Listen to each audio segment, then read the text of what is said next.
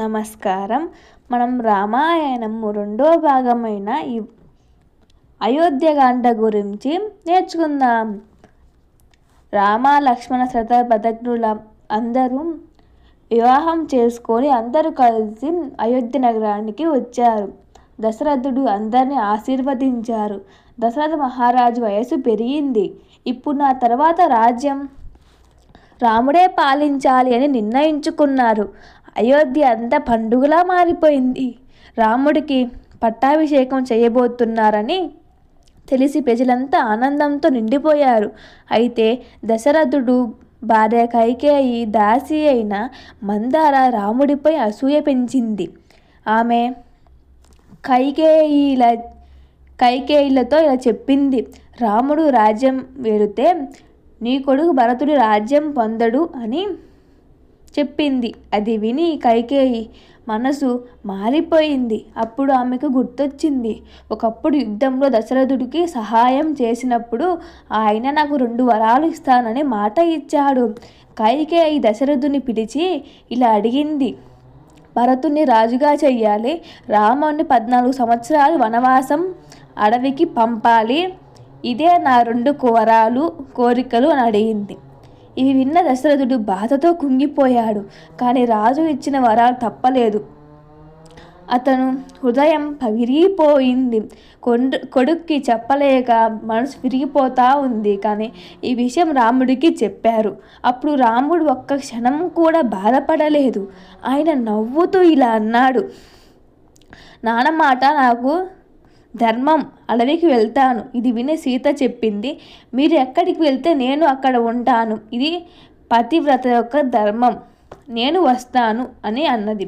తర్వాత లక్ష్మణుడు, అన్నయ్యను నేను నిన్ను వదిలి ఉండలేను, కాబట్టి నేను కూడా అడవికి వస్తాను అనగానే అయోధ్య ప్రజలంతా కన్నీళ్లతో వీడ్కోలు చెప్పారు. దశరథుడు తన కుమారుడైన చూసి ఎంతో బాధపడ్డాడు. రాము నమస్కరించి అడవికి బయలుదేరాడు. చాలా కాలం ఇలా రాజ్య ప్రజలందరూ ఎప్పుడెప్పుడు రాముడు వస్తాడా అని సగం దూరం వెళ్ళి ఏడ్చి నీరసపడిపోయారు. తర్వాత ఆ బాధను తట్టుకోలేక దశరథుడు క్షీణించిపోయి ప్రాణాలు విడిచాడు. అయోధ్యలో విషాదం అలుముకుంది. తరువాత భరతుడు ఆ బాధను చూడలేక, అన్నయ్య లేని బాధ చూడలేక, పట్టాభిషేకం నాకు వద్దు, నాన్నగారు ప్రాణం విడిచారు అని బాధతో అన్నయ్య దగ్గరికి చిన్నగా వెతుక్కుంటూ వెళ్ళారు. వెళ్ళిన తర్వాత అన్నయ్య నువ్వు మా రాజ్యానికి రా అన్నయ్య, అక్కడ ఏమీ అంతా క్షీణించిపోయింది, అయోధ్యలాగా లేదు అనగానే రాముడు, నేను తండ్రికి ఇచ్చిన మాట జవదాటను, కాబట్టి నేను ఇప్పుడు అయోధ్యకు రాలేను అనగానే భరతుడు చాలా బతిమాలాడు, రండి అన్నయ్య అంటే నేను నాన్నకి ఇచ్చిన మాట జవదాటను అని రాముడు అన్నాడు. అనగానే